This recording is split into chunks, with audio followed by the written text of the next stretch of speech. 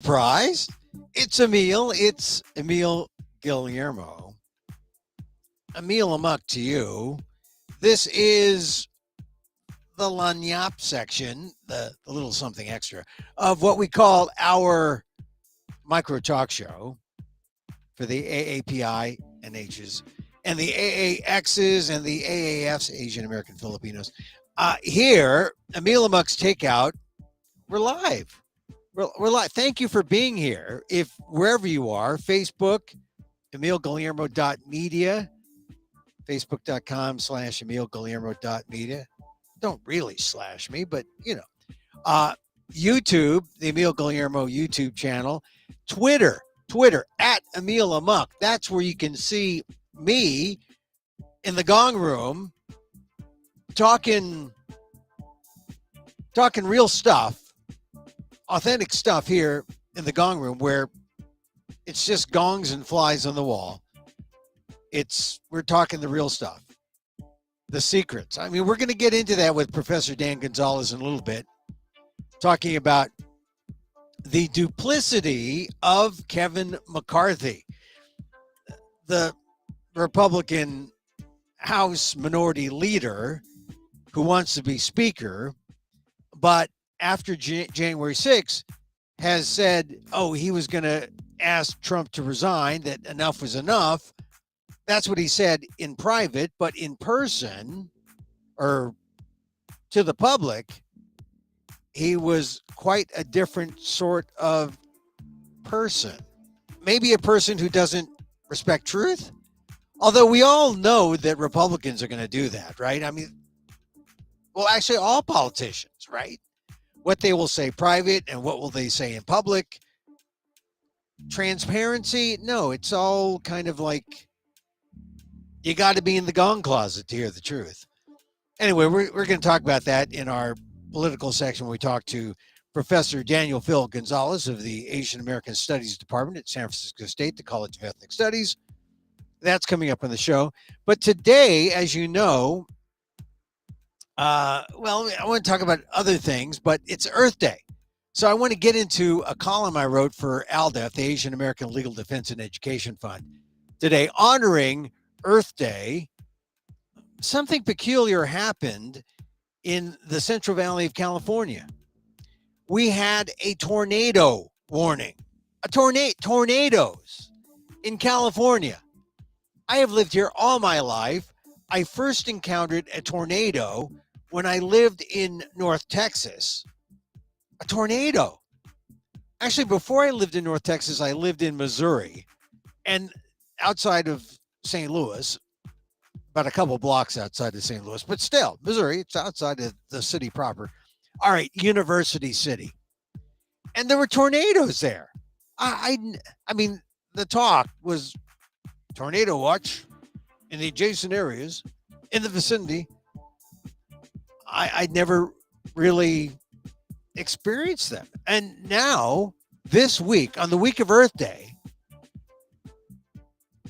tornadoes, flooding in Stockton, tornado watch, tornado warning within minutes of Stockton. Things have calmed down, but if you need any kind of help or any kind of convincing that we are in a climate change situation, I mean, there it was. And we'll talk about that column just in a bit. I want to just briefly touch on some things we talked about yesterday. This is, by the way, episode 293. In episode 292, we talked about President Obama and his speech that he gave at Stanford about democracy. Democracy's in trouble. This seems to be, this is going to be one of his major campaigns post-presidency, which is a good thing, I think. I think it may be better than, Jimmy Carter building houses, but because this is the big, broad issue of what do we do with our democracy. Our democracy's in trouble, and it's because of what we're doing with social media, with journalism, with the truth, with the failure to come up with a way to honestly look at one another and say, I disagree with you, but you know what? I still love you, brother. Now, we don't do that anymore. It's like everything is at arm's length now, which is why the Kevin McCarthy thing about lying about, well, we're going to get Trump out. And then, oh, no, we're not going to get Trump out. That's significant now because it's all based around lies, misinformation, disinformation. So I'm glad that Obama's talking about it. Finally, he's saying something. We were waiting for him to come around and say anything about anything. It's just like, for some reason, presidents like to keep that arm's length distance from whatever administration's up there, currently.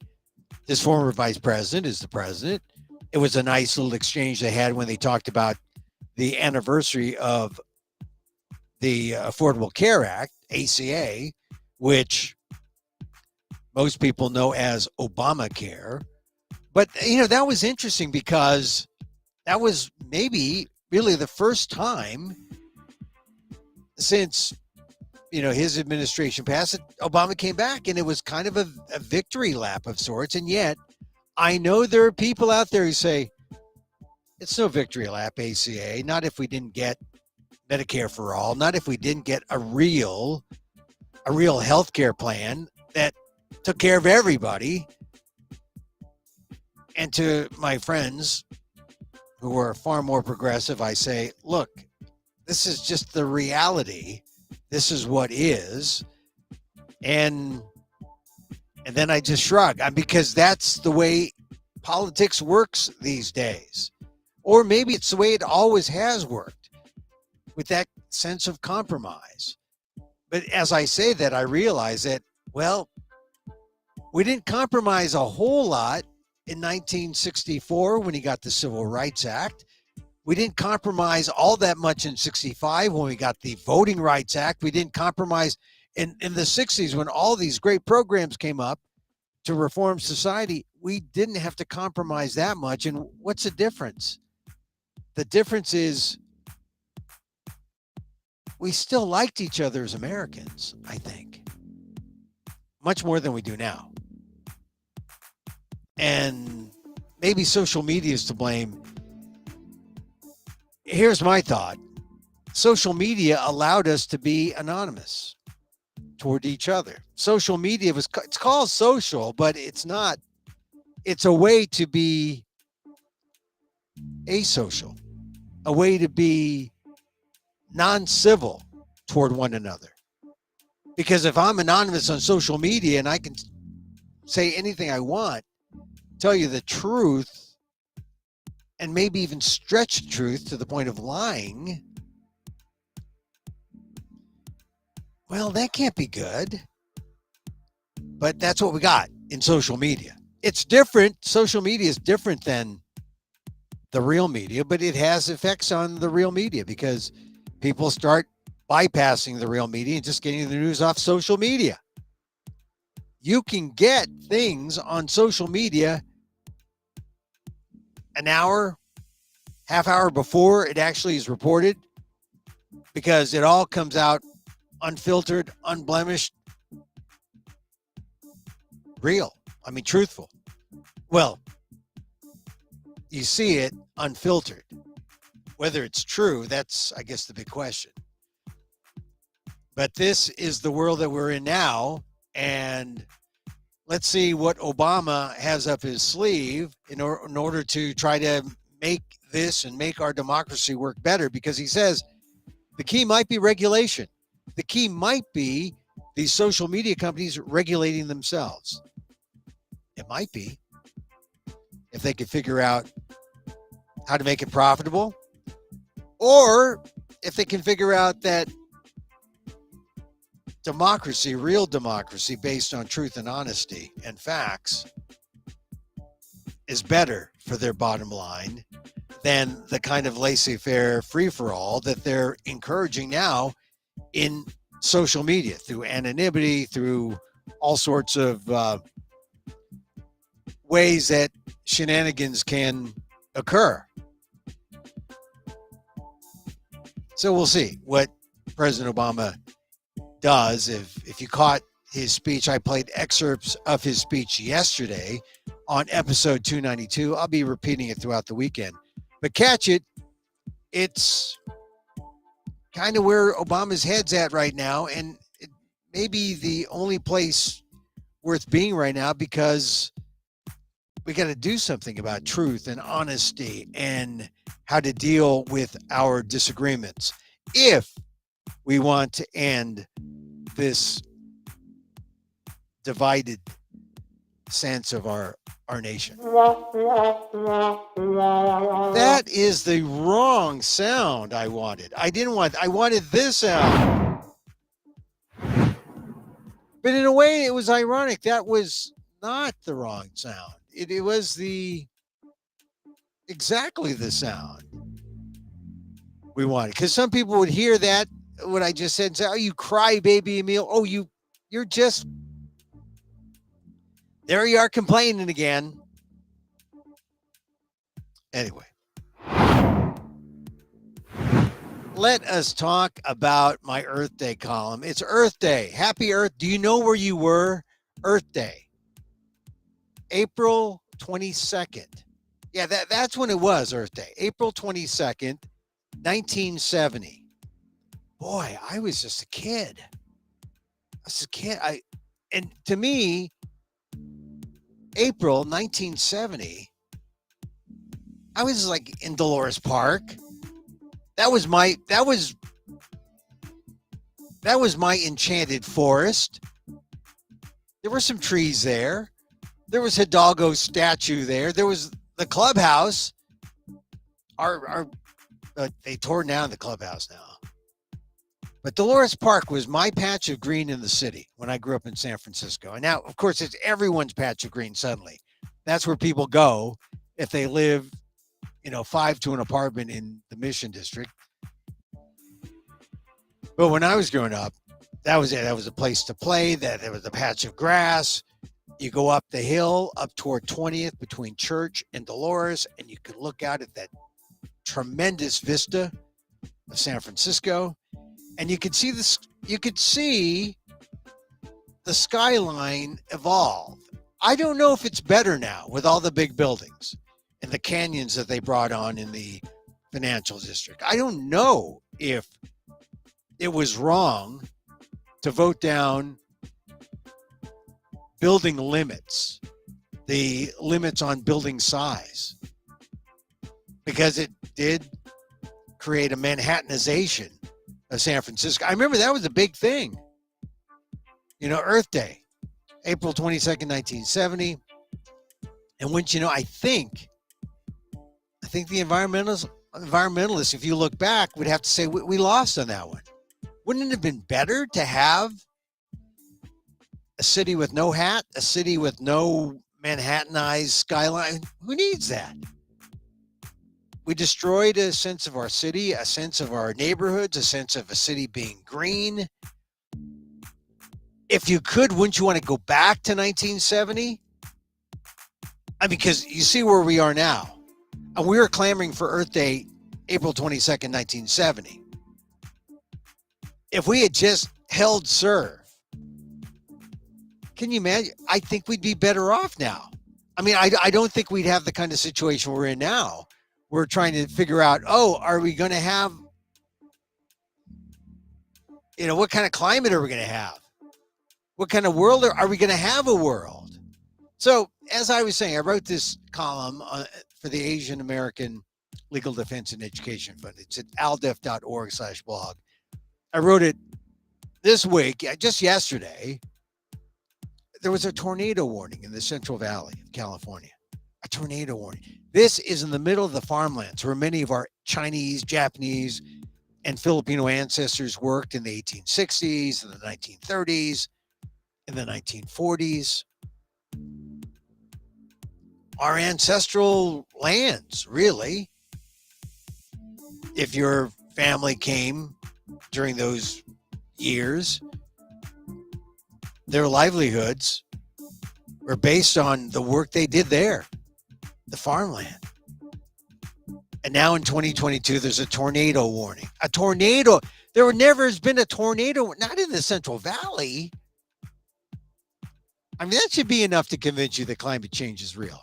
I mean, that is if you still need to be convinced after the multiple examples of extreme fires and flooding and the wild swings in temperatures.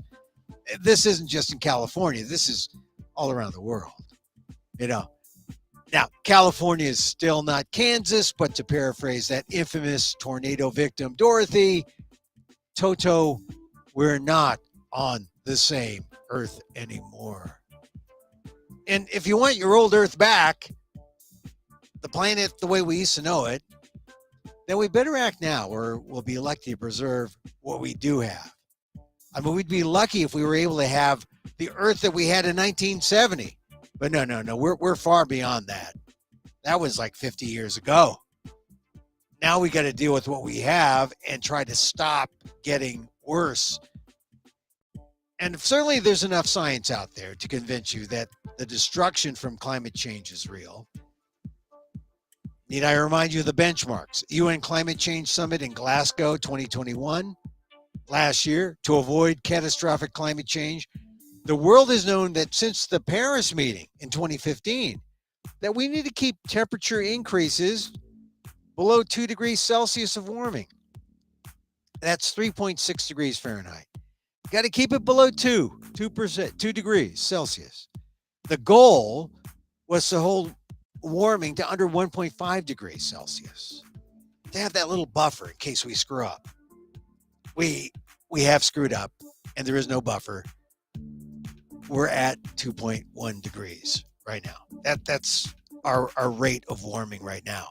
And that means we get to see in real time, though, a real preview of what catastrophic change could look like. But it comes at a time, right in the nick of time, where we might self-motivate to do something to save the planet. But you say, Emil, come on, what can I do in just one day? I never think about Earth Day. I don't think about the Earth. I don't think about any of this green stuff. I know you're wearing green plaid today, Emil, but I don't think about this stuff at all. Well, okay. Here's what you can do in just one day. If you live in an urban area, like say, you're saying, well, what can I do, Emil? Okay, you can plant a tree. Here's what they did in Boston. The city found that by planting a tree or trees, by putting a park in Chinatown, you can help reduce the summer heat significantly because it's all concrete, right? These old northeastern cities, by putting some greenery, green space, planting a tree, you can make Boston's Chinatown cooler and more livable. That's what they discovered. There are people out there. They're not activists. They work for the city now. Here's another idea. Stop eating meat. You heard me. I don't say necessarily go vegan, but if you stop eating meat, you can do a lot for the earth, for the environment, for the climate. And if you're Asian, Asians generally have a distaste for lactose, so you're halfway there already. So go all the way. Just stop eating meat. Here's the benefit to the earth. There's a study that's been published in the journal Science. It said that without meat and dairy consumption, if we had none of it, farmland could be reduced by more than 75%. 75% of farmland gone if we just stop eating meat and dairy. And that would be an area equivalent to the size of the US, China, the EU, and Australia combined, which is a big hunk of turf. And guess what? You reduce the farmland, you could still feed all the world. Here was what the researcher said. This is a guy from Oxford, Joseph Poor, said, a vegan diet is probably the single biggest way to reduce your impact on planet Earth, not just greenhouse gases, but global acidification, eutrophication, whatever eutrophication is, land use, and water use. All those things. You could do it all. Just if you stopped eating meat. Now, all right, you're saying, Emil, come on. The impact of one day, is that going to make a difference? No, but if all of us did that one day, I mean, think of that. They say it's more important than cutting down on gas and fuel consumption because there, you buy an electric car.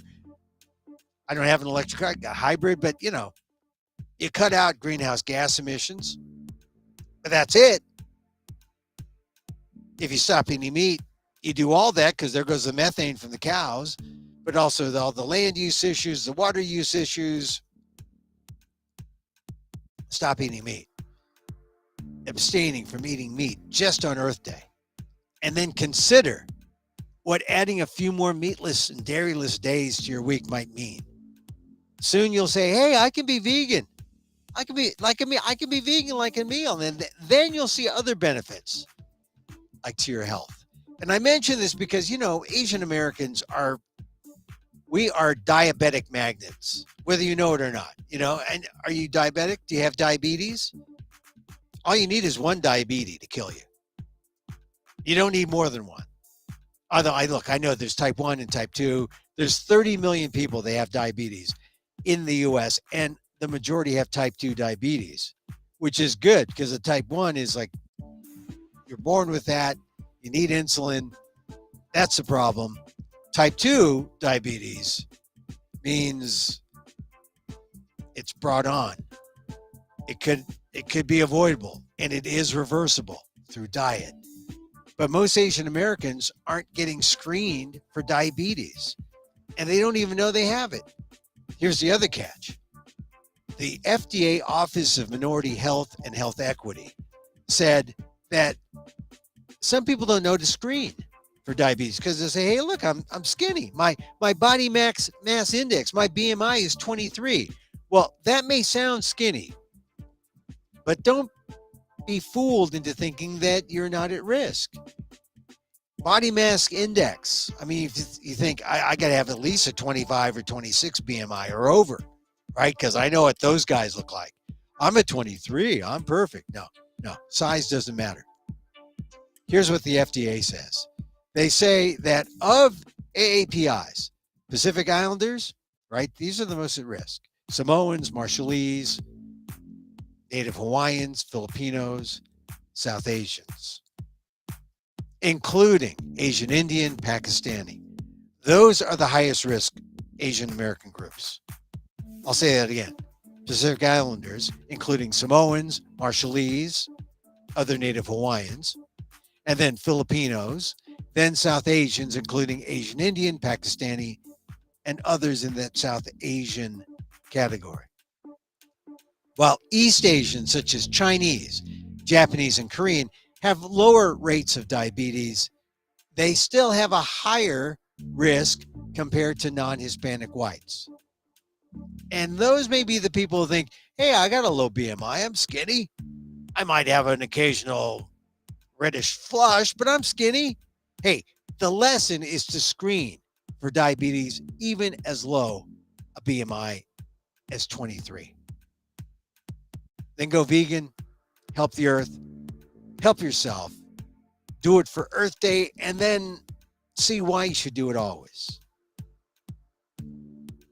Do it for Earth Day. Or you can wait until the next tornado warning in California. It's you make the choice for you. I'm not going to proselytize and say you must be vegan, but being vegan is better for you. All right, so I want to bring on Professor Daniel Phil Gonzales. If I see him, I'll bring him on. I don't see him. Oh, there he is. Okay, so I'm going to bring on Daniel Phil Gonzales because I want to talk politics. There's a number of things on the forefront, like this Kevin McCarthy thing. And then, he's saying, or these good reporting by the New York Times says that McCarthy was about to level with Trump and suggested Trump resign. And there were even some statements publicly where Kevin McCarthy criticized Trump. And then publicly, Kevin McCarthy did an about face. The new reporting by the New York Times catches McCarthy in a lie Does it matter? Let us bring in Professor of, Dan, I must make you bigger. There. And now you're big. And, and now you and now you're bigger. Yeah, See, you're thank you. being very democratic. Yeah. Yes. Yeah. And Yeah. so Dan, Equity, equity, equity. equity. That's the key. Daniel Field Gonzalez, College of Yes. Ethnic Thank Studies, you. Thank you for Business. having me on, sir. It's always a good time. I'm looking forward to this. Yeah, well, look, all the good news is coming up. What do you think about this revelation that the New York Times, in the book by Jonathan Martin and um, Burns, is a Yeah. good guy. Yeah. Uh, Forgot his um, first name. yeah, but a good guy. But they have done some great reporting in this book on Trump, Kevin McCarthy, January 6th. So what do you think? Kevin McCarthy's caught in a lie. This is why Bakersfield, California, was trending on Twitter today. I Oh, I bet you didn't didn't. check that out. Why don't you Yeah, tell us what? How was it trending on Twitter? it was just trending on Twitter because Kevin McCarthy's getting lambasted. Yeah, but what are the nature of the comments? Well, Positive, negative? the nature is sort of mixed. A lot of them are negative, like Kevin McCarthy better, go back home to Bakersfield. And some people want to defend him. But I think the majority of the things that I saw tended to be critical of Kevin McCarthy. Good. Like he might be at risk of being Even sent. his seat. Not Yeah. not just losing the opportunity to be speaker, but just losing his seat entirely. Well, I wish he would take Mr. Nunez along with him. Well, You know, Mr. Nunez Nunez is a little bit further to the north, but they're very close proximity. yeah, but Nunez is no longer in. He's out. He left, right, to be to work for Oh, to that's work right. for That's right. He did. Trump, to work for Trump. So what's the deal about is Kevin McCarthy, is he going to be hurt by being caught so obviously in a lie about his true feelings about Donald Trump? Because a lot of people, I mean, it comes out at a time where he could emerge, positive from this because people say, "Oh, he always wanted to get rid of Trump." He always, but then he didn't. So it's kind of mixed. But what do you think? Is he going to get hurt? Uh, I think this is worse than 2016. 2016, the same reporters also said correctly, because we experienced this back in 2016. Again, I think it was disclosed by the WAPO, by the Washington Post.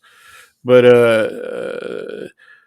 he said in a conversation to a group of Republicans that I believe that Putin pays Trump, and that made news. He denied that too. Okay, although other people said, yeah, he said that. Okay, this time there's tape, Yeah.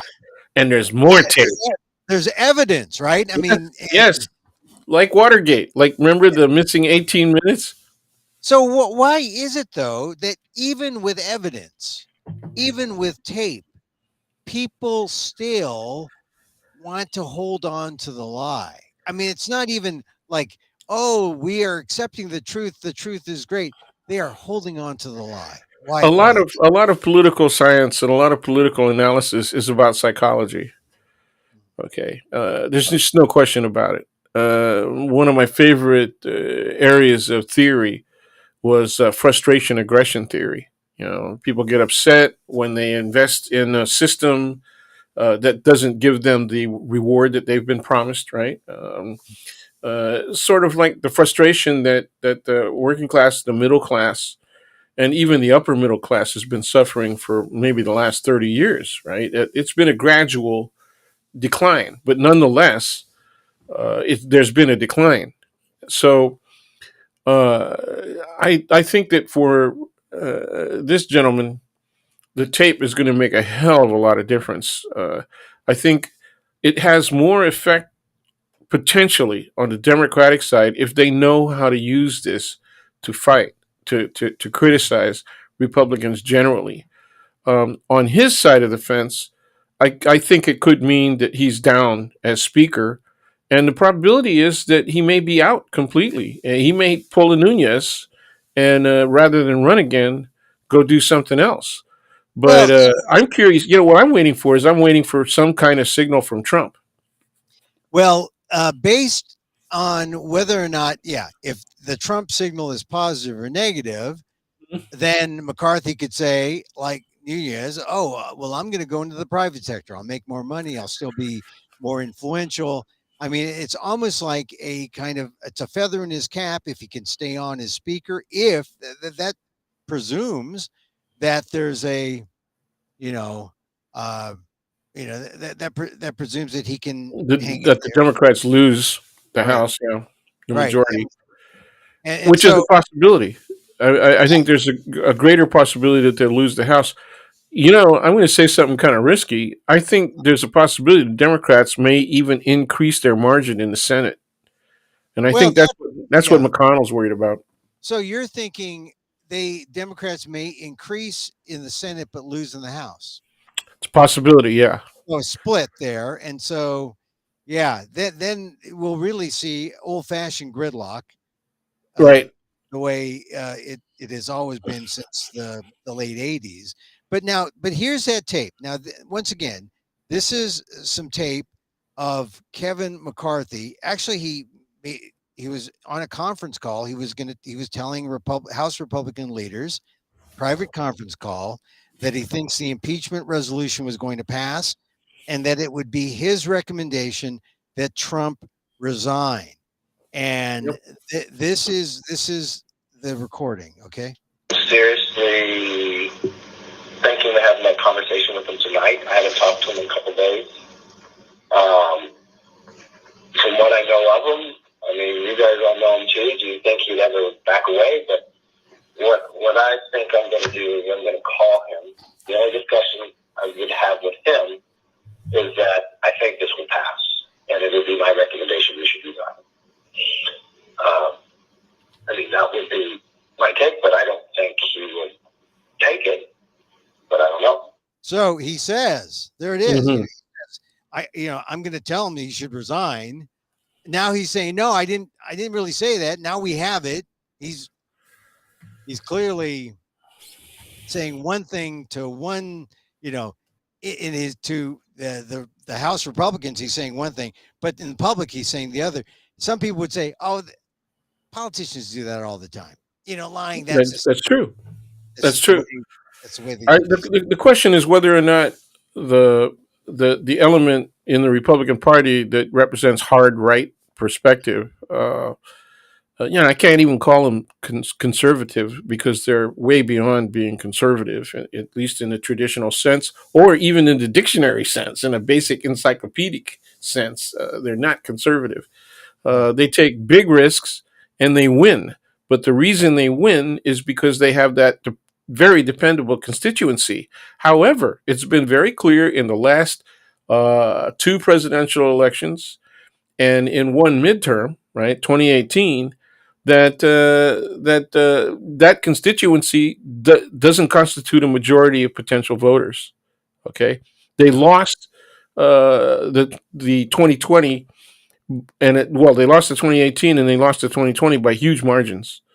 So I think it was bigger in 2020 by double than 2016. They lost by a little over 3 million votes in 2016, and it went almost to 8 million. The difference was huge, So I want them to run people who are worse than McCarthy, and so far they're proving that out. Right, I want them to run people who are worse, far worse than McCarthy.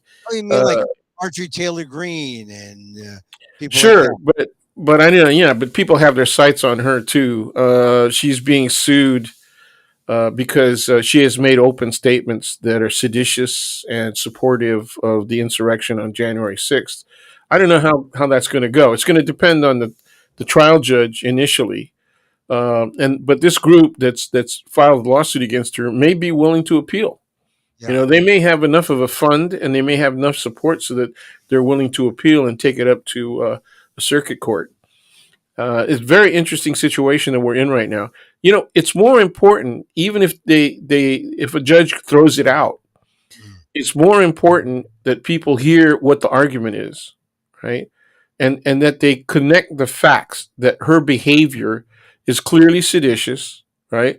So that she Yeah. clearly supported an insurrection, and that the argument that she should not be representing anybody, right, in Congress, right, Mm. should be heard and understood. Now, will that have an effect on the same people who support McCarthy as long as he supports Trump?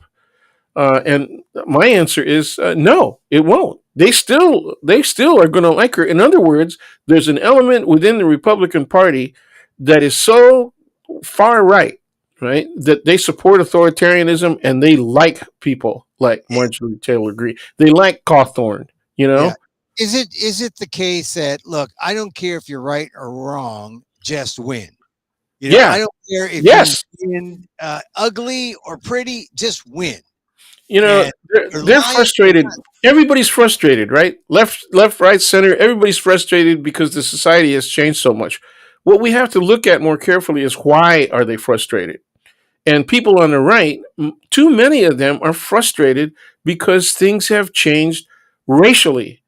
But the way they express it is culturally, right? Right. And then everybody uses the words cultural war. Okay, I'm Oh, they I'm really very mean blatant race. about it. They really mean race. Yes, they really do. What's CRT? CRT doesn't exist, right?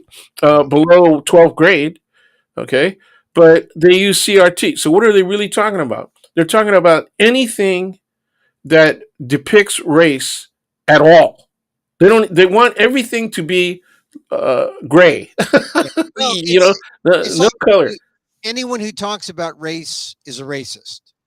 You're Anybody who talks about race, yes, is an yeah, enabler of racism. yeah. You're not. It's not a matter of whether you are truly racist or not.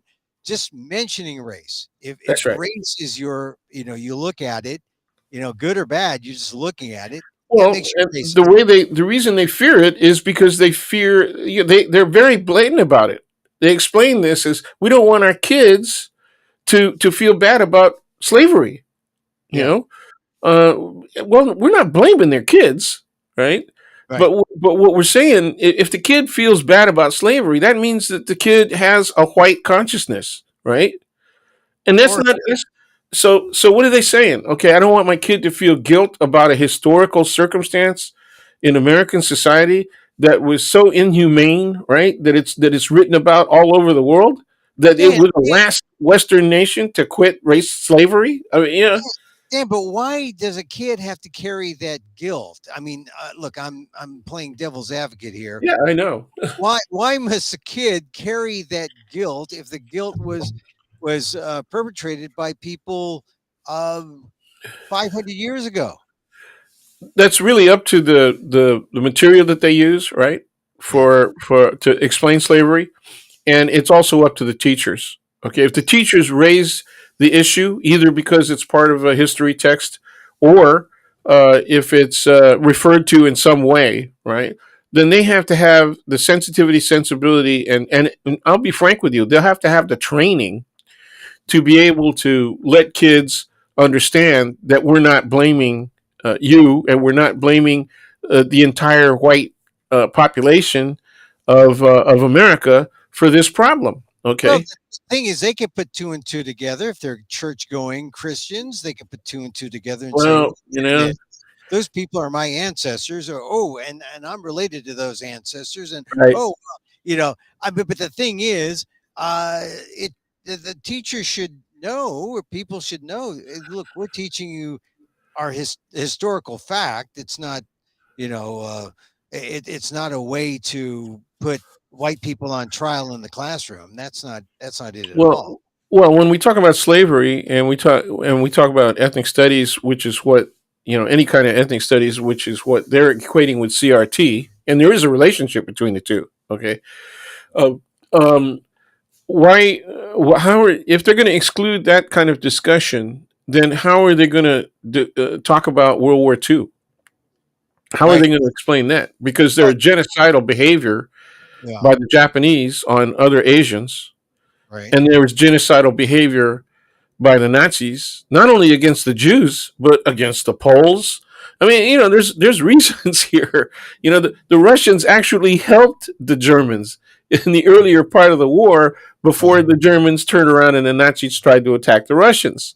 Okay, they sacrificed a lot of people, and actually, they were the reason that the West, including the United States, was able to attack Berlin and the Germans from the West. Right. So it was really the Russians that contributed the last effort that led to victory in the European theater.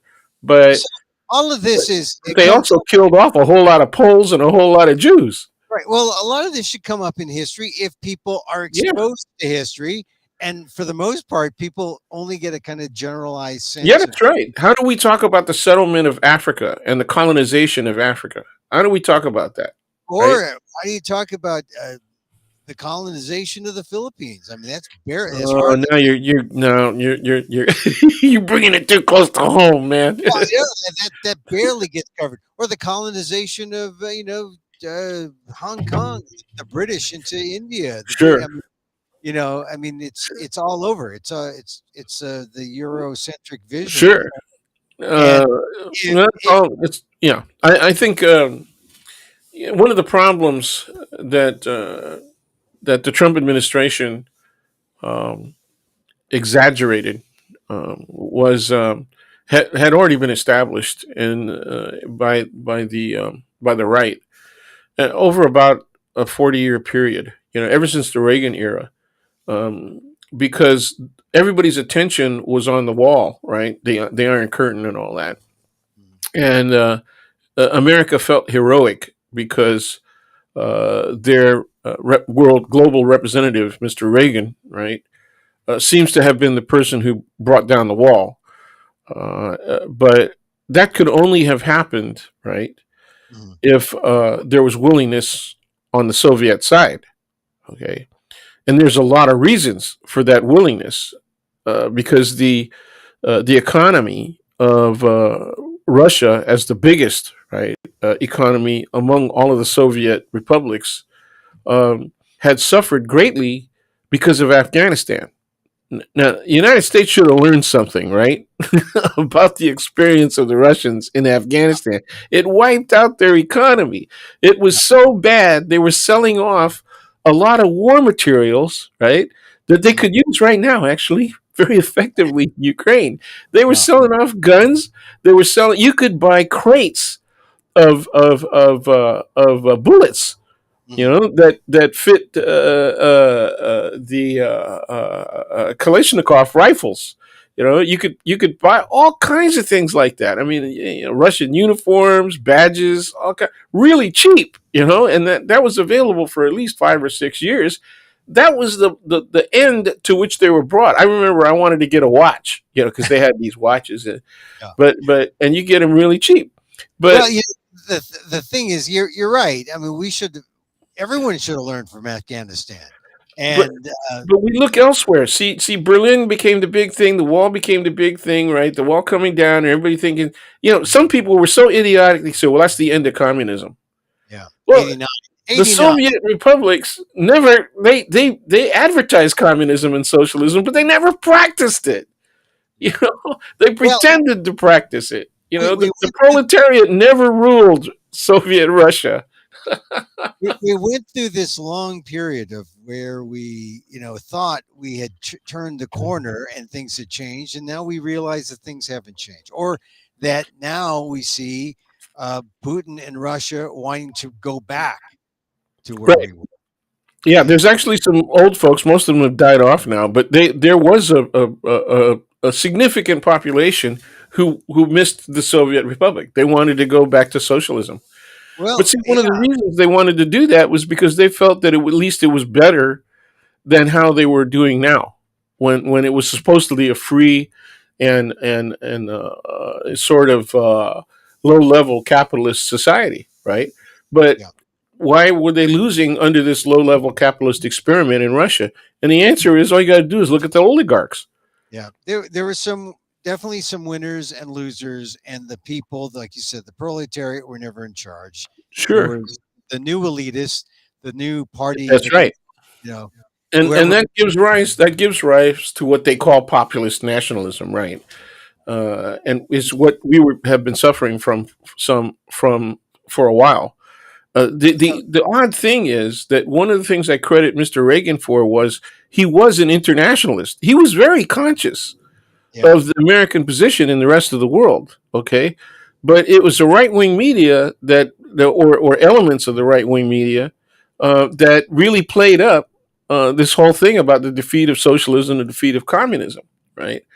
Um, I warned everybody, particularly my students. I said, "Hey, we're doing all this stuff about the defeat of communism, and Hong Kong, as England is out, the British are out, and Hong Kong has got a 10-year plan, and it's going to revert to China.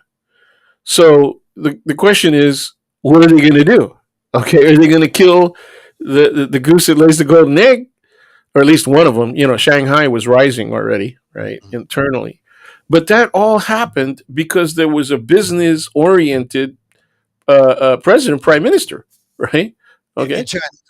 China. yeah, and so Putin, by doing what he's doing and having these romantic notions of restoring a Russian empire, or measured in terms of the Soviet empire, uh, he's killing their goose that was laying the golden egg. What he really can't stand about Ukraine is that Ukraine. Have you seen what kind of cars Oh are yeah, being yeah, burned and destroyed in Ukraine? yeah. It's pretty modern compared to the Fiat types in Russia. So yeah, Very few Seats. Yeah, very few Seats. The Russian car that is basically a Fiat. yeah, Um, But I was looking at my car guy, and I was looking at the cars, and I'm saying, look at that. They got Beamers, they got BMWs, relatively new. They got Benzes, right? I was even looking at the trucks, and they were Benzes, and I said, look at their apartments. They're not stacked as high. They're not as ugly as the ones in Russia, and what are the soldiers stealing? They're stealing everything from iPhones and AirPods to washers and dryers, right? yeah. And, It's a and so big what are they? looting. What are they? What's their experience in Russia? They don't have that stuff. They don't Yeah, have that stuff. So right next door to Putin, only a couple hundred miles from Moscow, right, is this thriving little republic. How about the people who are escaping? Look at the way Hey, they're dressed. look, They're very current. this makes Putin look bad because, and this is the reason why you got to have the new Iron Curtain, because if people know how other people elsewhere are doing, and if people know the truth, then you cannot control all those people in Russia like the way Putin is doing. And apparently, through the polling, it looks like he is managing to control. But Yes, look, well, because he controls the media in and that absolute terms. and that's the autocracy. So look, let's move into what, because there's a couple other things I want to talk about, including Dianne Feinstein and the columns I did on the ageism, which I thought was part of this smear of Dianne Yeah, Feinstein. well, it's an easy one to use. Yeah. Yeah, but before we get there, let me talk about Obama's speech yesterday when he Okay. talks about social media and the truth. Because really, we went from Kevin McCarthy to talk about Putin, and it's how we deal with the truth and how people uh, are willing to let a lie become truth, or how people are willing to shun the truth in order to win.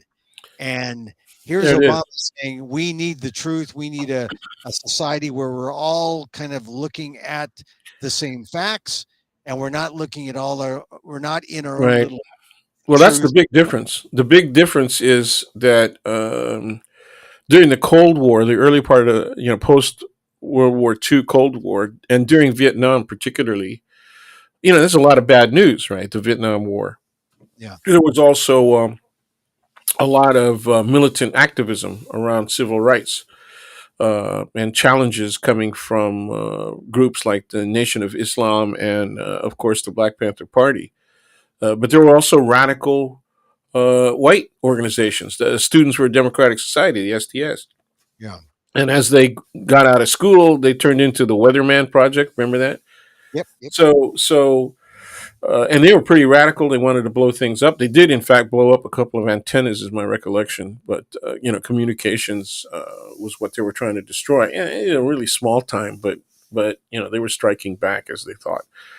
Well, that activity, the left activity, is what the right now looks at when they want to compare January 6th to something. Okay, it's the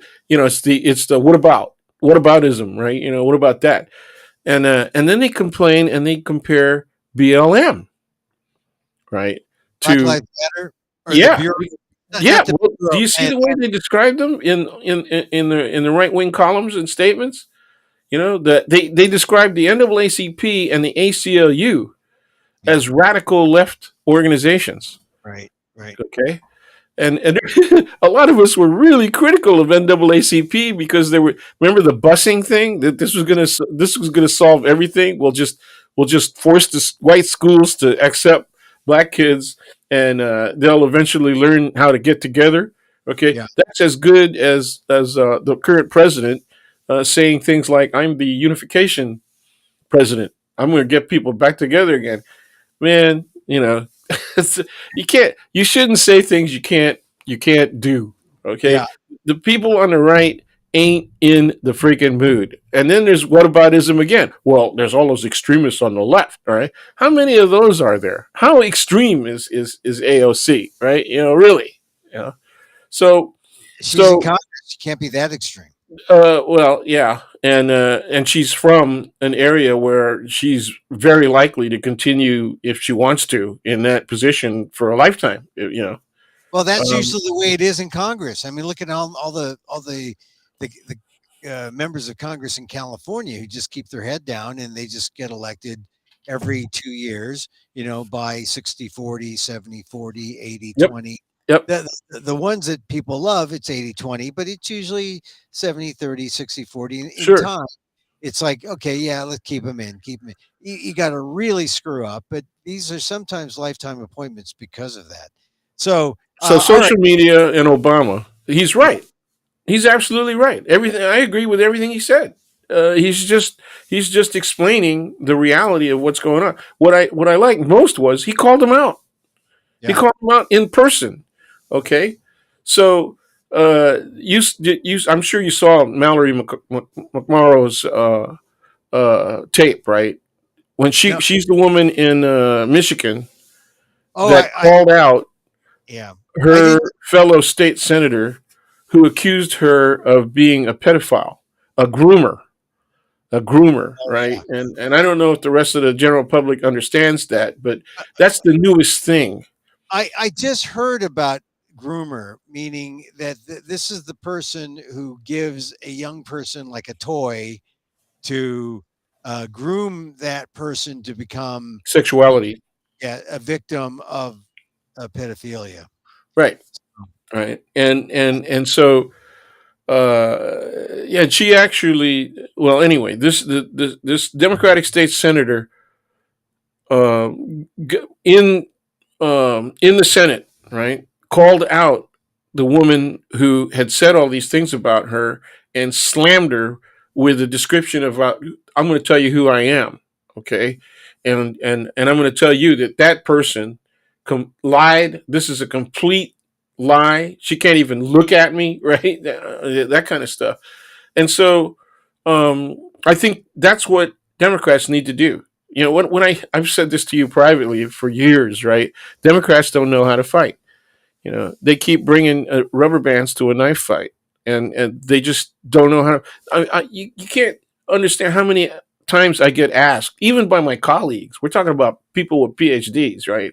Hmm. And they say, "What do you do with people who say these things, who do these things?" And I said, they're using verbal violence, okay, which encourages directly physical violence. Okay, so you've got to understand, you've got to take a defensive posture that also looks at the possibility of defending against physical violence. That's what you have to say. Now, I said everything is facto. Okay, if somebody violence on you, if somebody commits a verbal assault on you, which is actionable, right? If you're put in reasonable fear, it's actually actionable without any physical contact. Okay, um, that's after the fact. They've done what they wanted to do, and now it's up to the courts whether or not they agree that you've been harmed. Okay, that's too late. You're going to wait for that. That's what has to happen. So you have to be either willing to turn around, tell the person, stay away from me, okay, and walk away, but do it carefully to make sure you don't get attacked in the back, right? And be aware of where you are. People don't want to do that. I've heard students say, women say, "Well, I'm not going to be fearful of walking through my own neighborhood." Blah blah blah. And then somebody will come up and say, "Man, that's really ridiculous," right? And it's usually a man who says that. That's really ridiculous, and because you have to be aware, you have to really accept the fact that there's people out there willing to do us harm. It's as simple as that. The continuing anti-Asian violence, Hmm. that is an outcome of exactly the criticism that Mr. Obama was making about social media. You said earlier in today's discussion, right, that social media has given people shelter. Okay, they're able to be anonymous, right, Right. and that means they really put it out there. They really put out their inner feelings in the way they wish the world was. Okay, so they're very racist. They're very misogynistic. We have whole groups of people. What's an incel, right? Yeah. Right? Right. Yeah, an involuntary celibate, right? So these are men who are complaining that they don't get enough, right?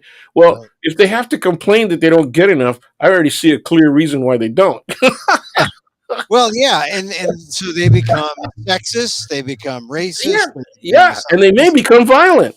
and they violent, and they become violent. Yes, You and know, so, so the and a lot of this comes up in social media where they're given a kind of shield. They come out and say absolutely. they say these things, and if that was not there, and they were to have to deal with their feelings in an appropriate way, number one, they'd shut up. Number two, they wouldn't take action. They would maybe seek help, and we Yeah, wouldn't see that's the kind of that. violence that That is the proper way to go. That is absolutely. I agree with that 100%. You and you so know, yeah, so well, what we could label them. yeah, They've got people looking for violent behavior and all that kind of stuff. Threats. You have to. We could put labels on it and say, look, I think this is kind of. It's not only an factual position, right? It's not factual, but it's threatening. yeah, Okay, well, and you got anger issues, yeah, so maybe you need to talk to other people, right? but the big problem is in social media, it's out there, it's public.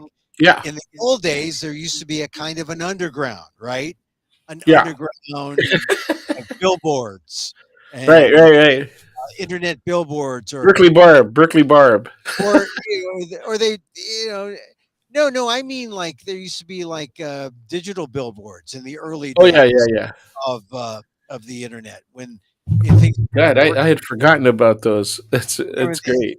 and the old Usenet and the old Yeah, yeah, you know and yeah. then and that's where and it was not public, but it was out there. But sometimes, Yeah. Yeah. that before there was a Reddit, there was other forms in the digital world, like say 94, 95, or maybe slightly before. Anyway, I'm just saying that I think One of Obama's my students.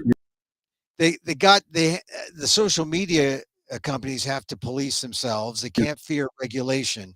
But Read as it. you said yesterday, they got to figure out that, oh, if we can make money on this, if we can make money on a better society, then we'll go with that. Right now, they can make money on a real kind of strange and evil kind of society where people are willing to say outrageous things, things that should be censored, things that are hateful, and that's the problem with social media.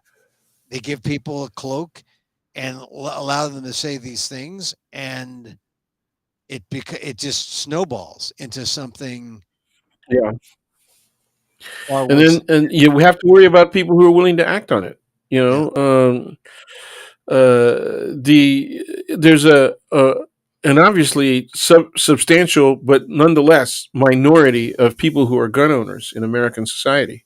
yeah, But that minority of gun owners among that minority of gun owners, there's 20% of that minority of gun owners, right, hold multiple guns, right? In other words, there's a heavy concentration of multiple guns within the hands of a small minority within the minority. Right. Okay. And like And a so, supercharged, super armed minority. yeah, and they love semi-automatic rifles, right? Remember the guy that did the Las Vegas shooting? Yeah. Yeah. He had a bunch. How Yeah. many people did he kill and wound? But he also No, had that, he had that, bump you know, stock. The bump bump stock. stock. Yeah. Yeah, That it's called allowed. a bump stock. And at first, Congress said we got to outlaw that. And then a couple of weeks went by, and I said, "Well, okay, have they outlawed it yet?" You know, and I don't even know what part of bump stock they outlawed. And of course, just like high capacity magazines, Yeah. it creates a black market, right? Yeah, right now they're into ghost guns. Ghost guns is the easy. See, Congress will always do the easy thing. Mm-hmm. They see Everest and they run the other way. And they say, well, let's take a flatter route. And Right. the flat route now for gun control or some kind of control on arms is going after the ghost guns, which isn't a bad thing. They No, it's not should a bad thing, but how effective is it? Yeah. they should go after them, but that's what they can go after. That's the so-called low-hanging fruit. That's what we got. All right, let's move on to the in our time remaining, Dianne Feinstein. I Oh in boy. my ALDEF column, the Asian American Legal Defense and Education Fund, um, aldef.org/blog, I wrote about how the how anonymous sources went to the Chronicle and talked about these meetings with Dianne Feinstein where she wasn't exactly her bubbly, charming intellectual self. She actually was stuck in small talk, showed lapses of memory. These people, four of them senators, three Democrat, one Republican, and then they also talked to some staffers. But the one who was more vociferous was anonymous and said Dianne Feinstein was unfit for the job. I called it a political smear. What say you, Professor Gonzales? Well, I was on the other end of this. I think you can see it as a political smear, and that's understandable. But I can tell you that I have been wanting Di-Fi to step down and at least announce at the end of one of her terms that she wasn't going to rerun. Um, and I've said that for at least the last, I'd say, 12 years, maybe at Yeah, least well, two let or me, let me three presidential cycles. yeah, well, let me tell you this. I'm not disagreeing with you if Dianne Feinstein should step down or not, but I think that it's up to the candidate to decide whether or not she does or not. And I think that it's up to not just the candidate and her close advisors, her family, her medical advisors, Yeah, but we're talking about a mental condition. If she's up to it, if she's yeah. physically and mentally up to it, it's really a medical matter, and privacy is more important than the public knowing everything about this. But see, this is what I don't like about anonymous sources. If there's a kind of story where anonymous sources are good if it must get out, but here the anonymous sourcing only enabled a smear campaign against Dianne Feinstein, who denied that she was mentally unfit. In fact, she now is probably, she's got her dander up. Now she's going to run again 2024. And now she's gone deeper into this sense that I can do this. And if you're telling me I can't, you're being sexist toward a woman. Strom Thurmond did it. Charles Grassley's doing it. I can be 88 and run, and for my final term, where a 6-year term, right? She'll be 94, I guess, or she'll be in her 90s if she Well, how wins. much of it is ego, and how much Well, of it is how a much lot. of it is self? Well, She has to do a little self seeking here, and well, yeah. If a lot of if it's she's going to ego, react that way, and if her ego's uh, intact, Dan, if her ego's intact, that's 60% of a politician's health. What'd It's you not think? the best part. It's not the best part. I'm not you saying need good or you bad. I'm need not bad. people who are reflective. You need people. I'll go with 50-50, but I'd prefer somebody who was 40% ego and 60% Reflective, reflective. man. That's part of Reflective. what's wrong. I mean, there is a. I would love to teach a class that just said, what kind of people run for office? And deal with that for a whole semester, right? What kind of That people run for is office? that is a significant thing. The kind of people who run for office That's are right. they are. Look, Donald Trump is now the model. Donald Ooh. model for the kind of person who runs. I mean, look, Ouch.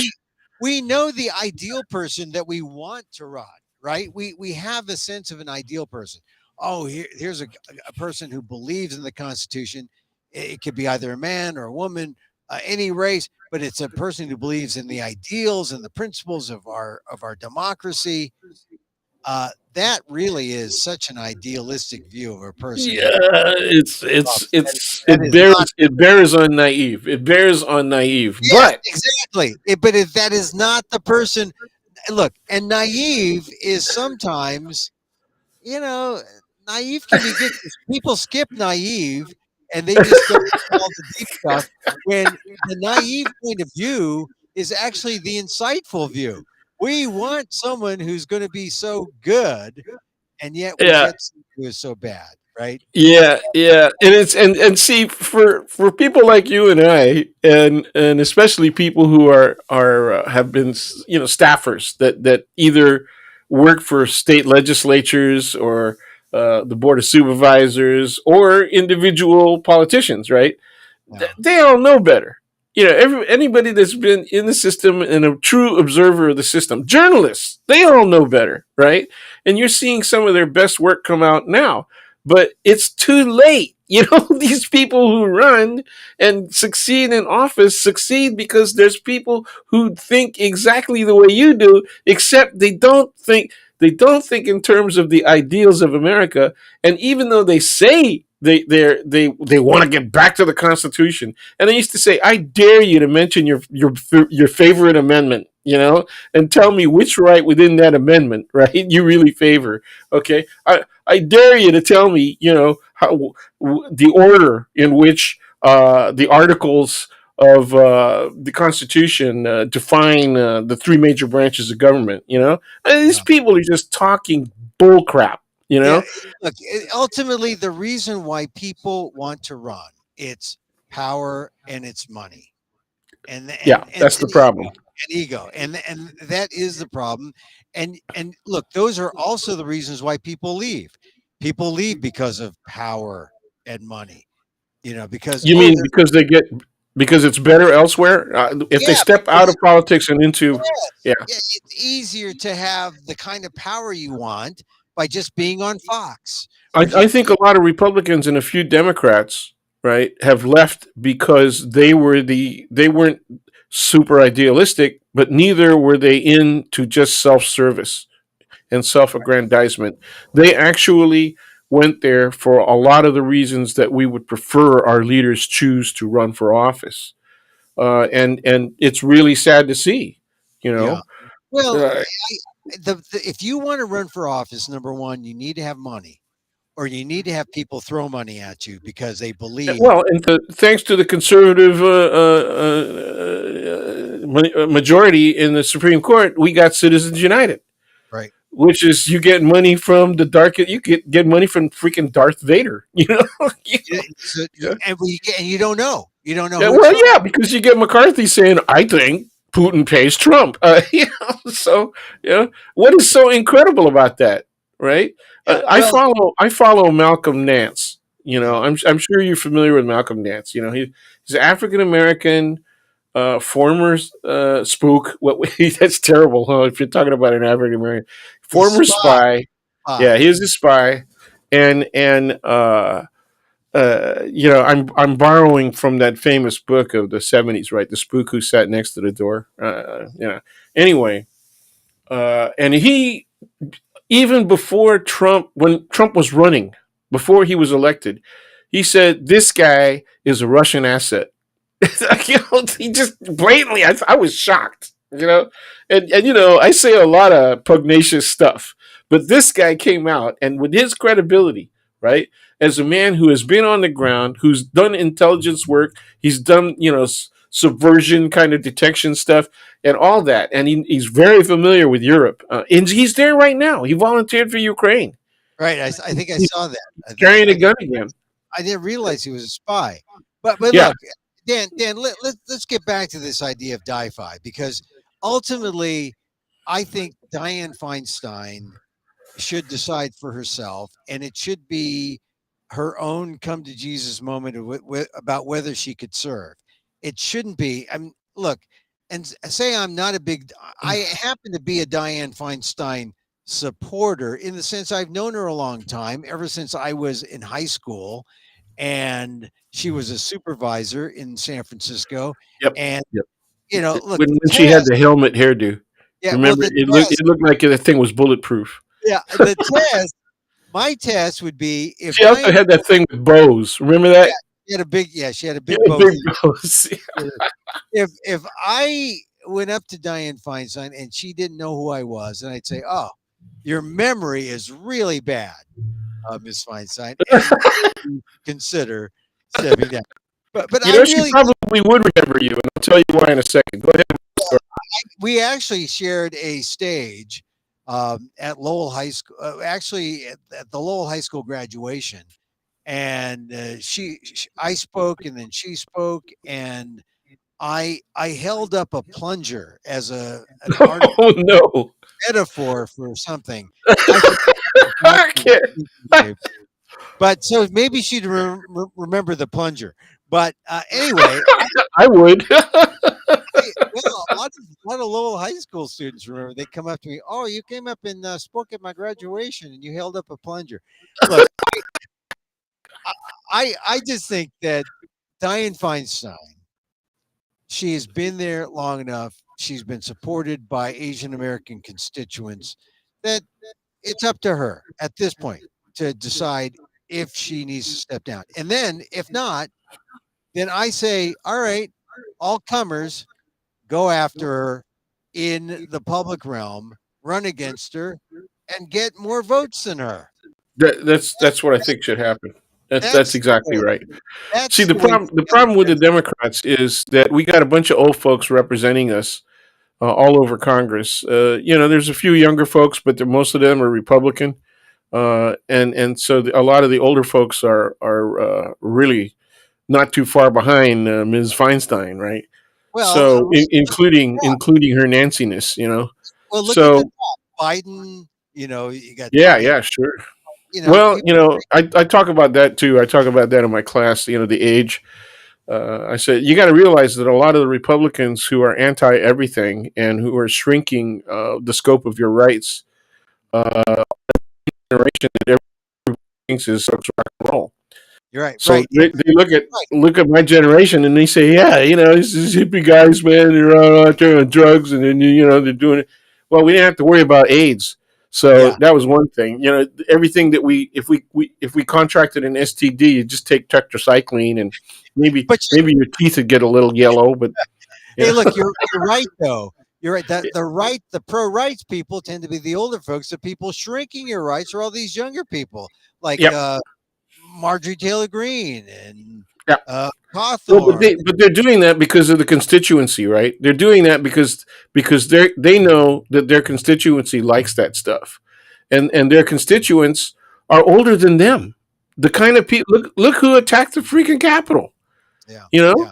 I mean, they should do a study on what the average age of those folks was, and I bet you it's going to be in the high 40s at best.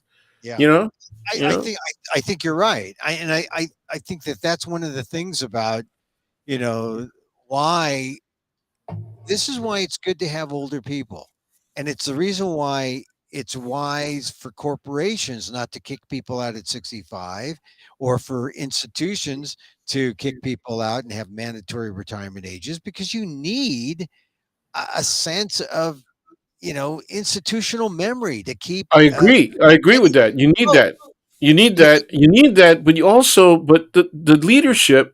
This goes all the way back to who runs, right? And why do they run? Okay, Yeah. and you said it's ego, and you know, and I agree that it's ego. But then we started talking about 60-40, 50-50. And what it comes down to is um, that what they display of themselves, right, used to be in agreement with their public face, right? So the distinction between the private face and the public face wasn't extreme. Yeah. And one of the things that makes McCarthy look really stupid right now, right, is that he's saying that never happened, right? So Yeah. it's an absolute extremity, right? You got a recorded statement, and they could do a voice analysis on that sucker, and they're going to say that's him, okay? They probably even have a time date. Oh, and by the way, Ms. Cheney says that she wasn't the one who let that material go. She said, I did not record it and I did not turn it over to anybody. Yeah. Okay. Well, here's the thing. Here's the thing about this. To go back to McCarthy and the tape. We are in this era where, regardless of evidence, what is truth is evidence doesn't matter. It's what you believe in. It's what the group believes in. There you It's go. what the majority believes in, right? Yep. It's we vote on a truth, and the truth is, and that majority could be just the majority of the Republican Party. What is the truth Well, among the aren't you? How do you feel about the fact that it's been consistently reported in poll after poll after poll that 80% of the Republican Party believes that Joe Biden did not win the election? I didn't know Poll if it was. after I poll didn't know after it poll. was that high. 80%. Yep. That's Yep. pretty high. That's pretty high. It's pretty bad. I mean, that's kind of scary. It's It not is. just scary because they're Republican. It's scary because they're American. Yeah. Well, You it's also know, scary. It's scary because the truth isn't Republican or Democrat. There's no truth is truth. There's an absolute truth, and it's neither Republican or Democrat.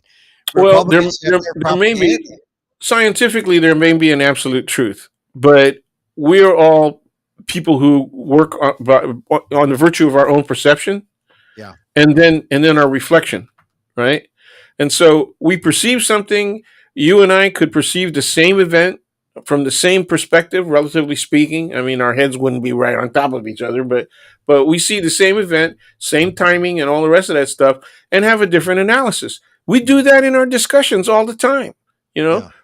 we do that in our observations all the time, and most of the time we agree. Sometimes we kind of help each other even get to a better position, a better analytical perspective, and hopefully that's what people see out there. But what I'm saying is there's not enough of that reflection going on right now, um, and that problem is encouraged by the people on the right. They keep saying it's both sidesism, right? They keep saying, well, it's people like that. Democrats do that too. They Yeah. don't do it to the extent that the right does. Yeah. Lying is their thing. Yeah. I mean, it's so obvious. And even under the Reagan administration, right? They didn't want to take the blame So, for the yeah. Marines getting killed in Lebanon, right, and in Israel. They didn't want to take the blame for that. Okay, and so what they do? They do the invasion of Grenada. Remember that? Yeah. Yeah. Oh, yeah. Okay, and The so fake. they needed to dress up their image because they didn't want to look like Carter, who Yeah. tried to send a rescue group, into Iran, and they went in one of the worst sandstorms, with old equipment that they hadn't pre-tested, and a lot of their choppers went down. Right, so it was an absolute failure. Made the military look absolutely incompetent. Right, which is a common theme right now, except Yeah. it's the Russians that are looking that way now. So the Republicans knew that they had to dress that up. The whole reason that they really loved the notion of Ronald Reagan running is that he finally was their answer to John Kennedy. They Yeah. saw John Kennedy as having all kinds of mass appeal, right? And Richard Nixon couldn't compare with that, And, right? and In there fact, was it their was tenant. quite the opposite. Yeah, and Well, so they were looking for somebody since Kennedy, right? what I That what I could be an appropriate replacement, and they found one. Ronald Reagan was that guy. And now they have Trump, who tells lies, and who has no virtue compared to Reagan. If Reagan is seen as the virtuous American, Yeah, it, yeah, yeah. what is Trump? Trump is Yeah, well, lies for us. take a look at the opposites, right? What Reagan said, take this wall down, right? Yeah, Tear this wall down, and build the what's wall Trump back doing? up. I don't think they did it. I don't think they did. I don't see why they would do it. Yeah, He's a complete apologist for the Russians, man. yeah, And we had Chechnya, right, and we had Syria, right, with massive killing going on. Then more recently, Georgia, right, and now Ukraine, and so there's a whole pattern, right? And this is part of that pattern. yeah. And then the people go ahead and deny it. Yeah, And then you got Tucker Carlson saying, yeah, why aren't we more friendly towards the Russians? What is wrong? yeah, and Jeez. let's prop up Orban. And while we're Yeah. at it, Oh, we the haven't even CPAC, talked. CPAC. Yeah. We Yeah. haven't. Because We haven't what is it? Conservative political action yeah. group And we committee. haven't even talked about France and the election there, which Oh, is really critical because France has well, been battling the Le Pen thing for a long time. yeah. Before I guess this is the daughter, right? Yeah. The Exactly. daughter of Le Pen, and so Yeah. it's like a legacy of hate that is now reborn in this Well, maybe yeah, and more you got to look at acceptable. what provoked it, and what provoked it was taking in refugees, Yeah, particularly refugees. Now, France, like Germany, has a record of being very nationalistic. Right? The French are yeah, but extremely nationalistic. You know. Germany in the last say uh, certainly in the time of Madam Leader, the former leader of Germany. I mean, Oh, yeah. yeah, She's I just terrific. yeah, I just remember so many so many articles about the outreach of Germany looking for immigrants. Immigrants were welcome in Germany during her time because Germany was losing population. Just like Japan. Yeah, and so it's just funny now that that we're seeing France. It's France's turn again to be anti-immigrant and all the things that are autocratic and all the things we don't like. And also, Le Pen is pro-Putin and pro-Russia. And if Le Pen wins over Macron, that could be, that could Yeah, be, I think Macron's going to win, but what worries me more is that there's so many people. A lot of the people who are dissatisfied, once again, just like what's going on here in the U.S., a lot of people who are dissatisfied, particularly on the left or liberal center, right? They might not go out and vote. That's gonna be it. I mean, the younger people. I saw an interview with a bunch of college kids that were watching the debate in yeah, in France, and they said neither of them hit the issues that are about the future, the immediate future for our generation as students, right? And they were right. yeah. They were absolutely right. And and Well, and the same thing has happened here, and we haven't heard anybody discuss those things out front. Joe Biden has touched on it, right? But he's not getting the other Democrats, especially those people that might be at risk, right, of losing their seat, haven't done that work, right? They haven't done that work, and it's such an easy thing, right, to be I able don't to know if oppose. it's that easy, but now just say going off what you're saying here, who talks about or who would connect with young people today? And if you look at the last election, it's not the young guy. I mean, in maybe back in 2008, 2009, it might have been Obama, hope and change. But the last election or the primary, the hope and change guy was Bernie Sanders, right? Yeah, yeah. Well, And I think the older, Buttigieg. the older, Buttigieg. well, Buttigieg maybe, but more. If you look at a single issue, Beto. like Beto. yeah, but if you look at single issue like Medicare for all or something like that, um, it's more Bernie than Then Sure. Bernie, Well, Bernie and Bernie forced the Democrats, the centrist Democrats, yeah, to have to accept some of the more progressive positions, platform positions. Okay, but the people who won the day were black women. right, the black women, You know, and that's why, boy, you're seeing black women. Every Republic or every Democrat out there, if they can make an appointment or if they can do something that might help their cause and the overall cause of society, they point to a black woman, and that's the Ketanji Brown Jackson there phenomenon, you go. right? And Yeah. that's why when people think about, oh, who's going to replace Feinstein if she needs to be See, replaced? oh, that was my point. I forgot. Yeah, My point, my earlier point was I haven't seen. I don't watch them closely enough lately, yeah. but I haven't seen them develop another generation. You Well, know, you have.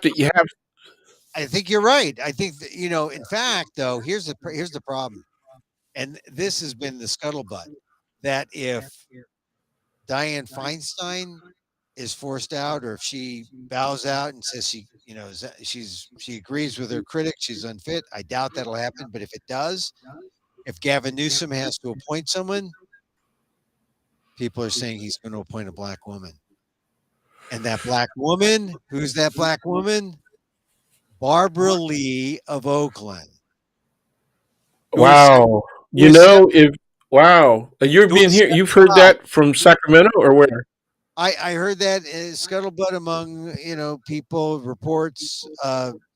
I've heard that Barbara Lee is a would be considered I don't know if she would be the one, but I'm Yeah. just saying. And here's one of the reasoning. The reasoning is you put Barbara Lee in there. She's 75. She might have a term into her 80s, one term Right. maybe. Because Yeah. Gavin Newsom's going to want a job at She's in some. pretty good shape though for 75. So Oh she no, might be able to get two terms out of it. But yeah, and and she's very rational and she's truly progressive. truly You know, she was. progressive. Remember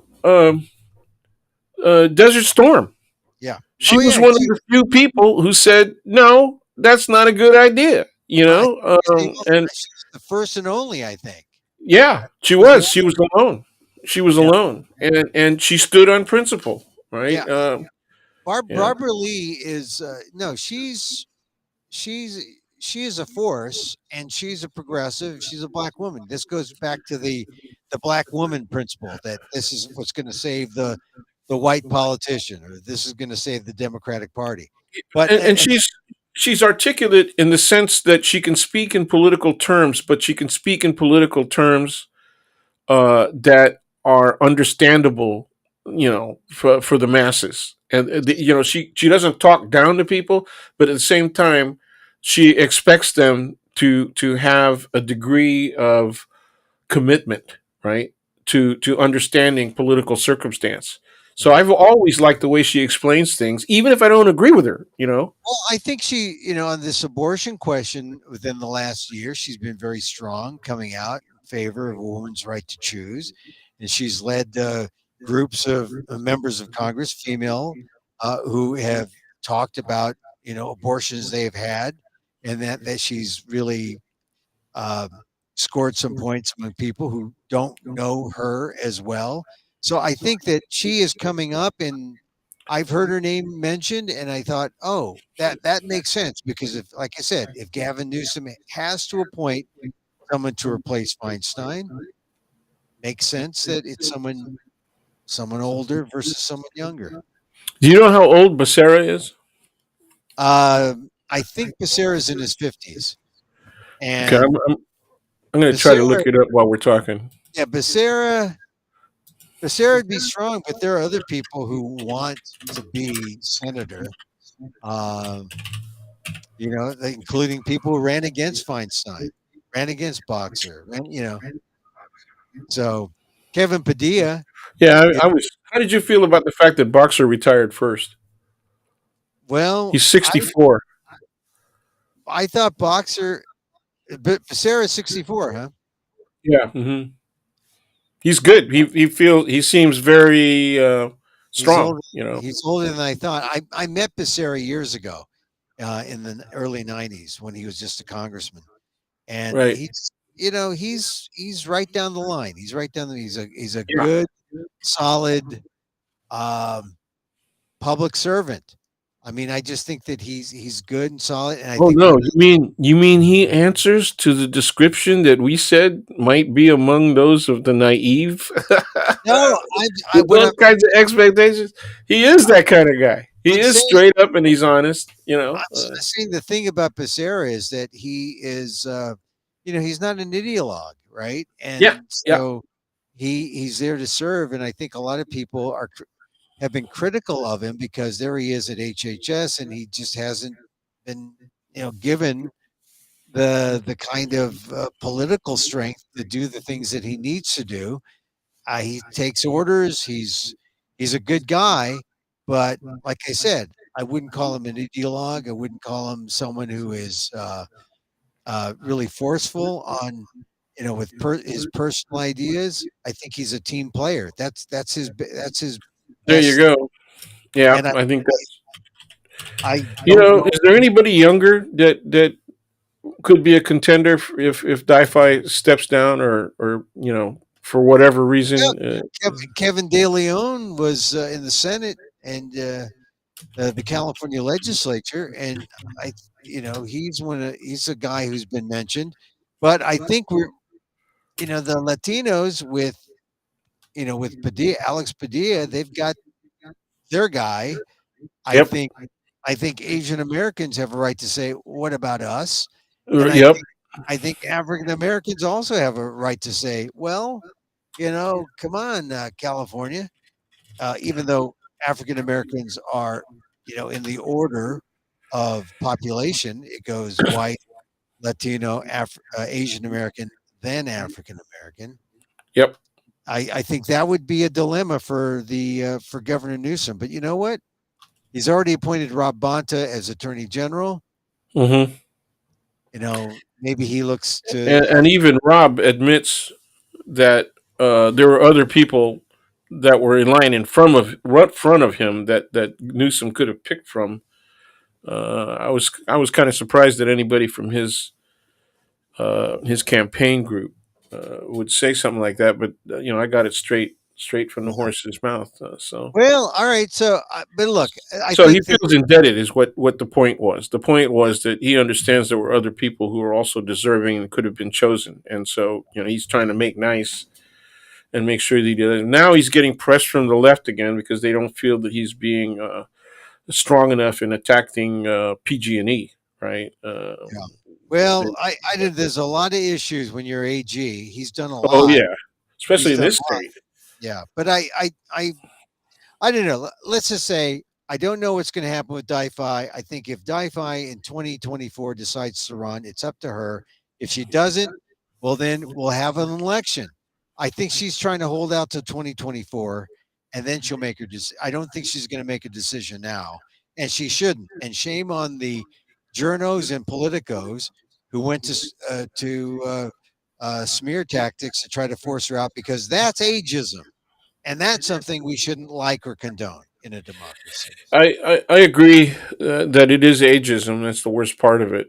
But I also believe that there is some evidence that she has slowed down considerably. That I, I she, think so too. I think so too. But I started hearing those rumors 3 years ago. yeah. But I will say this: there's nothing in the Constitution that says being slow is bad for the republic. You get to where you get, in due time. If people vote for her, that's the important thing. So if someone wants her out, they should vote her out. Well, What the is that? danger is that if they pushed her out, there would be some people who would feel um, some animosity, especially towards the Democrats who push her out. Okay, Yeah. you got to remember where she was, how she was elected. When she was elected to the Senate, and where most of the votes in her favor came from. And 92 is when she was elected, 1992. yeah, but where did most of those votes in the state come from? San Francisco. You think so? Oh, where was it? The Southern Jewish population California. in LA? Yeah, it was Southern California. It was close. I mean, it was close to 50-50, but I was not surprised when I saw that a lot of votes came from Southern California Well, because yeah, people have called her a dino, right? yeah. If that Democratic name only. She's, well, if that's the case, that's the thing about Dianne Feinstein, that she is and her late husband who just died, right? That's yeah, a sad yeah, thing. Mr. Bloom. But he was not exactly. He was an out.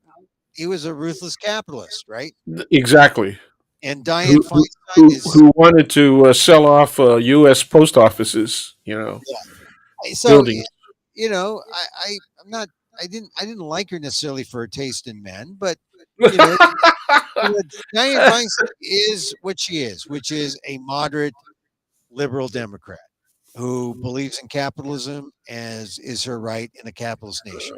I don't know. She hugged on Marcos, man. She Uh, hugged on him. is she? Yeah, I she didn't she know. hugged on him. They were guests. Okay, I'm not going to mention their name. Okay, but there was a person who was working in Di-Fi's office. This person worked in the mayor's office and in City Hall for almost her entire All right, work I know life. what you mean.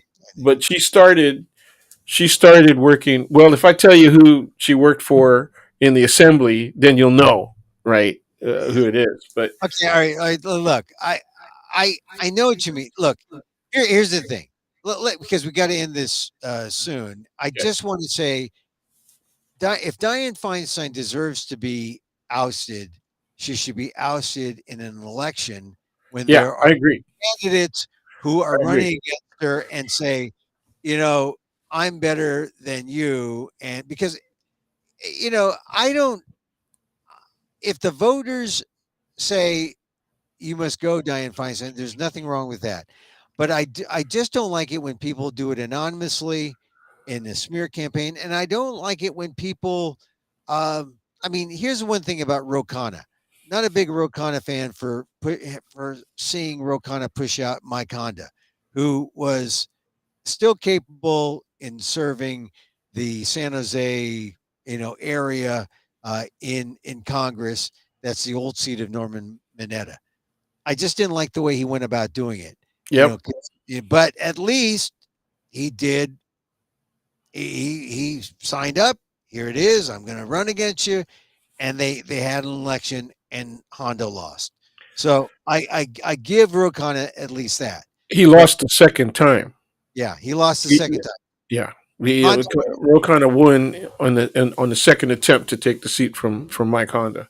right? Rokana lost the first time, Hmm. but see the fact that Rogana did not give up. Well, I mean, all right, Well, persistence. that area has got a lot of South Asian money. Right, and You I'm know. sure that contributed. But Oh like yeah, like I said, I just didn't like the way he did it. absolutely. I would have liked it if he would say, okay, look, He did a little I, bit of ageism. He did a little bit of ageism, and he oh yeah, questioned competency. yeah, And that was not cool. I agree. I yeah. agree. I So, agree with you also that if Di-Fi gets ousted, as you put it, that it should be by an election. But the reason I agree with that is that if it's by an election, the Democrats have to find somebody that can run against her in a primary, right? yeah. That not only is likely to win, but who is likely to win votes from Southern California. They got the heavy concentration of population. The reason that Di-Fi has staying power is she has that population But behind you it. know what that means? That means that the whoever the Democrats pick for the Senate is going to have to be someone From from the SoCal. South and not from the North. So maybe it's someone like Schiff. Maybe it's someone like Ted Lieu. Maybe it's who knows. There you go. Ted Lieu's competent. Yeah, but He's Ted young Lieu, enough. yeah. I don't know. I think Ted Lieu could be popular, but Yeah, he's a former veteran. He's got a lot of the good stuff I like that. I like Ted. But I think Schiff would probably Bigfoot him a little bit. You know, I only Yeah, because that's probable, but but it would be interesting how that works out, right? Because there's a heavy concentration of Asian American votes down there. Yeah, You but know, in that area, we're not just a swing crowd. We could yeah, actually force, in combination with other people of color and with liberal whites, we could actually force the issue. Schiff is better than, for example, Schumer, right? Schiff is stronger than Schumer, and so I would like to have. He's a fighter, and yeah. I Well, at it's a good least choice, we've identified two people who are in the Congress now on the House side who right? might be willing to. I mean, if we go by the this idea that Dianne Feinstein had votes in the South, Southern California, and so whoever replaces her, if the Democrats are going to win, Right. has to have that. Got to have So, some so-called draw, SoCal yeah. draw. Although, look, let's face it, the Republicans in California have been strong, in the Congress and the Senate. So you might see some, Republican Congress people or Republicans from SoCal saying, "Hey, look, I'm going to go for the Senate." There are old names out there who're still kicking, and hey, there's Arnold. Arnold's still around. Whoa, boy, that's a reach. I He's, I he's mentioned only I think he's your age. So by yeah, that's young enough. that's young enough to be Yeah, senator. yeah, and he's pretty vibrant and all the rest of that stuff. He's Well, still I think we squeezed the hell out of the die fight thing. Do you have a moment for one short story? okay. Go ahead. This comes from when she was mayor. Uh, So obviously it's in the early to mid '80s, uh, and she there was a group of Filipinos who wanted to see her, and I was asked to participate in this meeting. I can't even remember what the hell the issue was, but I remember being embarrassed by staffers who saw us coming, right? Uh, uh, at other departments and in the courts, right? Come up to us and they asked me, hey man, you've been watching what's happening down in San Jose and all that, and they were referring to the fact that, like the internal fight that was taken into the courts involving CDA, the Caballeros de Dumasalang, were suing each other, because of election issues internal to their organization, and another organization did that was filing a lawsuit in Santa Clara. And so these guys came up to me and said, "Hey man, is there anything you want to tell us about it?" I said, "No, no, I don't know of anything else like that that's going on," and there wasn't any. I was being honest about it. But they asked me, "Well, what are you a member of the community or are you a journalist?" Because I was holding my video cam, and I said, "Well, which one guarantees that I get in?" And they said, "Okay, community person," and I said, "Okay, fine." But anyway, we're listening to what she's talking about, uh, and she had somebody else in her office, and then, but the people who greeted us said, "Well, she's really busy, and I don't know if we have enough time, right? So, but I'll check." And so she she goes in and tells the mayor that it's Filipinos, it's a group of Filipinos, and I could hear her say this. She said, "Oh, it's fine. They ever really want to do is get a picture taken, and that's it." yeah. And so I know that you hate being called the sleeping giant, right? How long are we going to stay sleeping? We've been rolling now. I mean, when you get a Rob Bonta and when you get a Chief Justice, right, of the Yeah. state Supreme Court, that's pretty freaking good. We got another judge appointment at the federal level in Southern California. He's a Republican, but he's gay. Okay, so that's kind of interesting, right? Uh, so there's good stuff happening for Filipinos. There's a lot of young staffers that Yeah. I hope run for office. Really good. I mean, we're talking about people in their 30s. That's They're not good. even in their 40s yet. It's a new generation, and we have to just say, all right, yeah, show Yeah, your and stuff. they're politically hip. They're politically hip, but in California, they're all Democrats. Okay, they're Yeah. all Democrats. but that's it. So, That's good. uh, That's good. All Democrat. I mean, you'd like them to be further to the left or further to the right? well, I'd like to see the possibility of some Republicans who make sense. Filipino and other Asian Republicans who actually make sense. The problem is that a lot of the people who argue in favor of Republicans or conservatism argue in favor of Trump, and Yeah. that's just Well, crazy. that's because Trump still has the party, and so you Yeah, can't be a real Republican on values like economic values or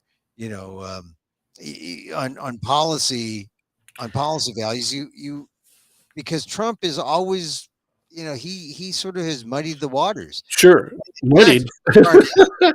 Is that what that is? You sure it's mud? where we are now, The word effluent is pretty inclusive, effluent, or as the Filipinos say, effluent, effluent.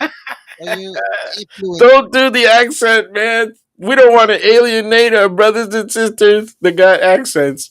I know people. What the fuck is wrong with you? People are now. We'll have to talk about that next week because the Michelle Steele, Jay Chen thing, the whole accent thing. Oh, okay. It's come up now, and I think it's okay if you use the accent. Okay, we'll save that for next week because that brings it. Jokoi uses it. He does his mom. He does the accent. Yeah, He does. you could do your mother. You could do your father. But Yeah, I yeah. think Rex does it. Rex Navarrete does it. yeah, Everybody occasionally everyone, dips into the accent. Yeah. I think everyone does it, but it's now become a real thing in Asian American politics and the antis are coming up saying, "Oh, don't make fun of me, don't make Hmm. fun," Sure. and so we'll have to talk. It's one of the issues that I talk about in class. That even though there have been court cases at the state and federal level that knocked down accent discrimination, there were people who still got their jobs messed around. You remember the first floor security people in the Embarcadero Center were Yeah. Filipino, and then somebody was upset that they were accented, and they moved them up a few floors so they wouldn't be greeting everybody in the lobby. Well, it's just like And they the won. They won their lawsuit. Yeah, yeah, but it's just like the guy Fragante, the Fragante sure. case. I What mean, was that 80, 89? Yeah. yeah, and that case went to the Supreme Court and they didn't hear it. No. They didn't Yeah, hear it. it went there, but yeah, they didn't. They declined to hear it. So it was really the Ninth Circuit, right, Yeah, but you could that still be, decided the case, but and you could and they still be said they sided with Honolulu, yeah, right. But city you of could still be Honolulu. discriminated. Still be discriminated. It was a bad case. It was a bad decision. I was surprised. Right in the Ninth Circuit, everybody, especially the right, says it's crazy ass liberal and all that. It's not. It's not. Yeah, it's not They, anymore. It yeah, was a little more liberal, maybe 20 years ago, 30 yeah. years ago. But So yeah, well, we'll have to talk about the Fragante case next week. okay, we can do that.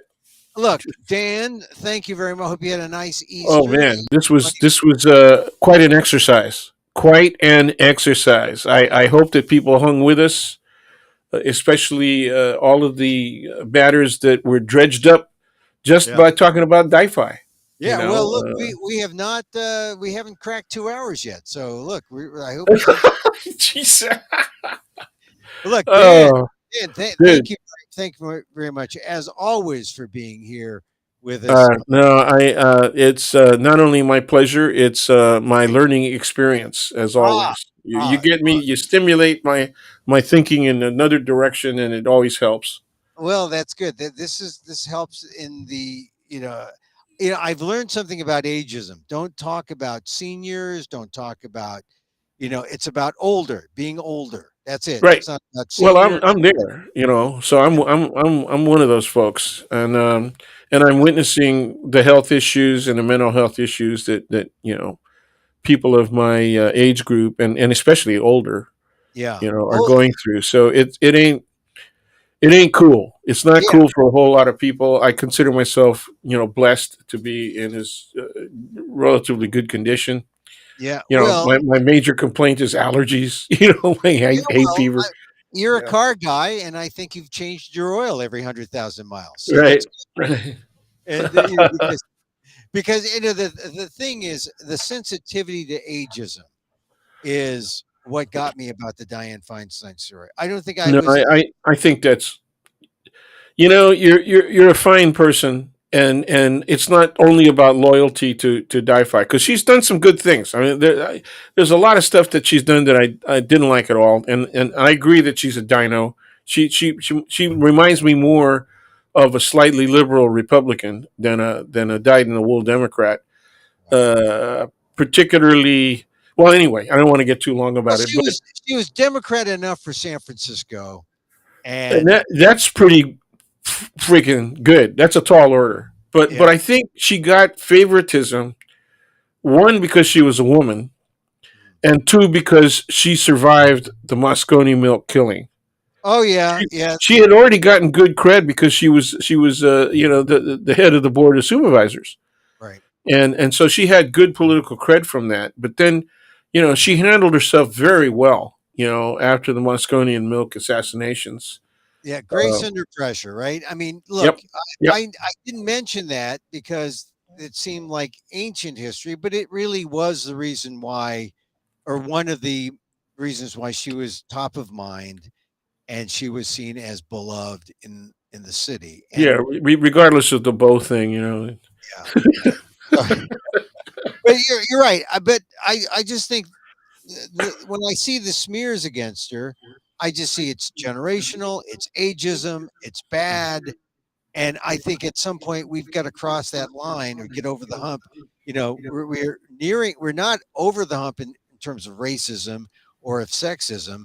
We're barely at the stage where we can look at ageism, and we got to get there sooner than later. No. That's very admirable. I think it's a good check on once again on the morality and ethics sides. It's a good check, dude. And that's why I always have you on. You'll say the right thing. I guarantee Just you'll to be buy back. out. You'll be All I back. want to do is buy out. Hey, peace, bro. All Hey, right. Professor, Thank you.